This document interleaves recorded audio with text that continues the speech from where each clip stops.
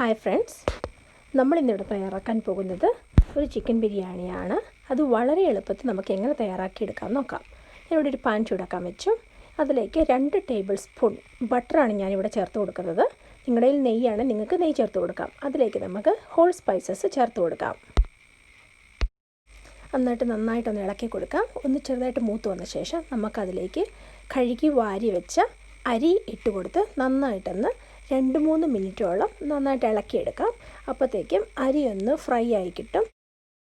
നമ്മൾ അരി ഇങ്ങനെ ഫ്രൈ ചെയ്തെടുക്കുന്നത് ചോറുണ്ടാക്കി കഴിയുമ്പോൾ ചോറ് പൊടിഞ്ഞു പോകാതിരിക്കാൻ വേണ്ടിയാണ്. ഇനി ഞാനിവിടെ റൈസ് കുക്കറിലിട്ടാണ് ഈ റൈസ് വേവിച്ചെടുക്കുന്നത്.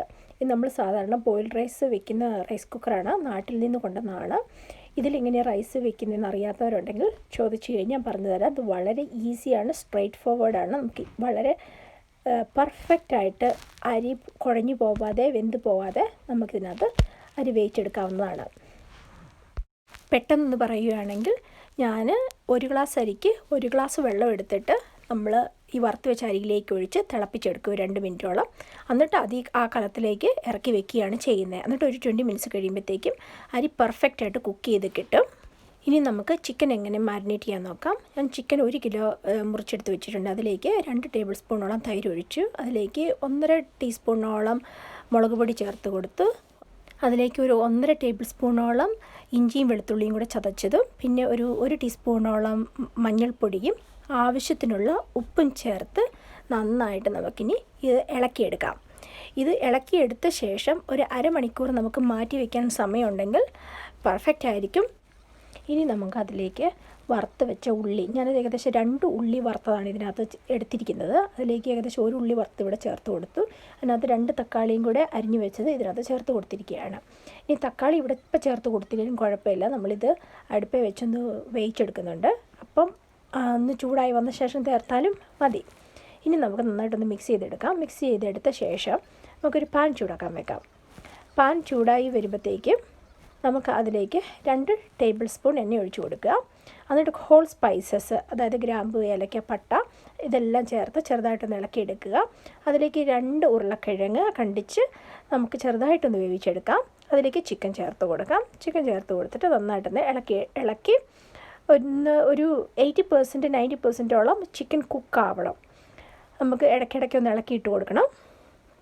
എന്നിട്ട് ചിക്കനകത്ത് അധികം വെള്ളം ഇല്ലെങ്കിൽ നമുക്ക് ചിക്കൻ വേവാനുള്ള വെള്ളം ഒഴിച്ച് കൊടുക്കാവുന്നതാണ്. പക്ഷേ ഒരുപാട് വെള്ളം ആവരുത്, കാരണം നമ്മളിവിടെ ബിരിയാണിയാണ് ഉണ്ടാക്കുന്നത്, ചിക്കൻ കറി അല്ല.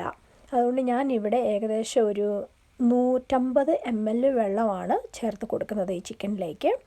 കാരണം ഈ ചിക്കൻ വെന്ത് വരുമ്പോൾ ഇതിനകത്ത് അധികം വെള്ളം ഉണ്ടാവത്തില്ല. പിന്നെ അത് ചേർത്ത് കൊടുക്കുന്നത് ചിക്കൻ ഏകദേശം കുറച്ചൊന്ന് ഇളക്കി നന്നായിട്ടൊന്ന് വേവാൻ തുടങ്ങുമെന്ന ആ ഒരു ഘട്ടത്തിലാണ് നമ്മൾ വെള്ളം ചേർത്ത് കൊടുക്കുന്നത്. വെള്ളം ചേർത്ത് കൊടുത്തിട്ട് നമുക്ക് നന്നായിട്ടൊന്ന് മൂടി വെച്ച് വേവിച്ചെടുക്കാം. ഞാനിപ്പോൾ ഇതിലേക്ക് ഒരു 150 ml വെള്ളം ചേർത്ത് കൊടുത്തിട്ട് ഇനി നമുക്ക് നന്നായിട്ടൊന്ന് ഇളക്കിയെടുത്ത ശേഷം ആ അടപ്പടച്ച് മൂടി വെച്ച് വേവിക്കാം. ഇത് ഏകദേശം ഒരു 15-20 മിനിറ്റോളം എടുക്കും ചിക്കൻ ഒന്ന് വേവാൻ വേണ്ടി. അത് നന്നായിട്ടൊന്ന് വെന്ത് വരുമ്പോൾ ഏകദേശം ഇതുപോലെ ഗ്രേവി കാണും.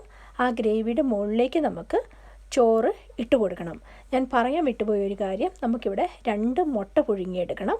മുട്ട പുഴുങ്ങിയെടുത്ത് അതും ഇതിൻ്റെ കൂടെ നമുക്ക് ഈ ചിക്കൻ്റെ മുകളിലേക്ക് വെച്ചിട്ട് അതിൻ്റെ മുകളിലേക്ക് ചോറിട്ട് കൊടുക്കാവുന്നതാണ്.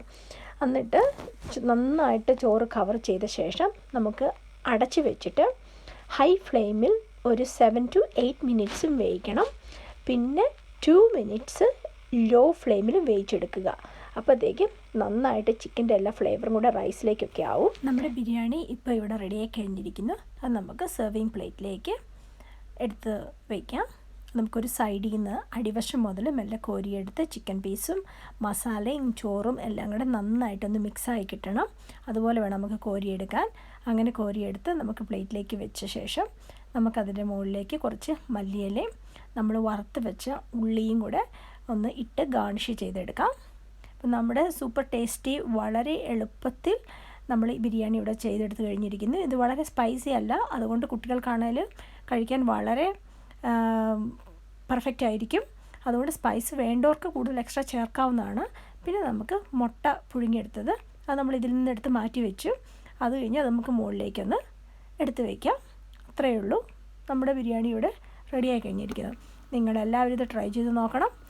എന്നിട്ട് അഭിപ്രായങ്ങളും നിർദ്ദേശങ്ങളും കമൻറ്റ് ബോക്സിൽ എഴുതി അറിയിക്കുക. Thank you for watching curry leaf.